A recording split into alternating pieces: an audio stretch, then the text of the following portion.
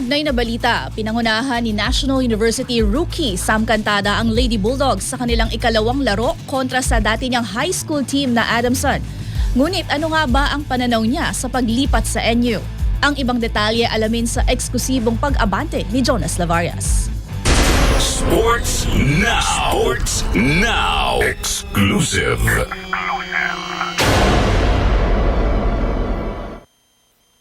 Patuloy ang dominasyon ng National University Lady Bulldogs sa UAAP Season 88 Women's Volleyball matapos walisin ang Adamson University Lady Falcons 25-23, 25-19, 28-26 sa USC Quadricentennial Pavilion sa Maynila. Pinangunahan muli ni rookie spiker Sam Cantada ang Lady Bulldogs sa kanilang panalo na nagtala ng 16 points mula sa 13 attacks, 2 service ace at 1 block.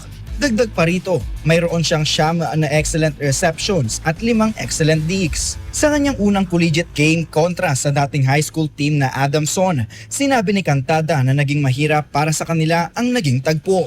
Syempre po, yung thoughts ko lang din po is hindi po siya naging madali sa amin, lalo na sa pagiging consistent namin and wag mag-stop kasi hindi pa naman po tapos, lalo na ng second set po.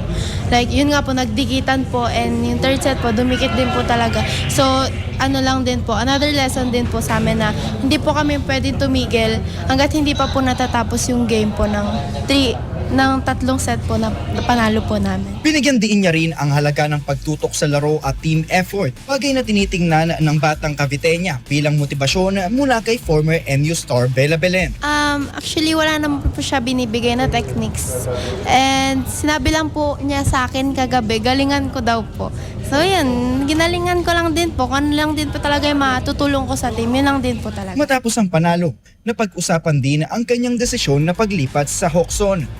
For me po, if ito po yung will sa akin ni Lord and I'll deal with it. If hindi man, i-face ko po yung mga challenges na ibibigay niya po talaga sa akin. Sa 2 laro pa lamang sa season, nananatiling walang talo ang Lady Bulldogs na patuloy na naglalayong ipagtanggol ang kanilang titulo at magdala ng ikatlong sunod na kampyonato.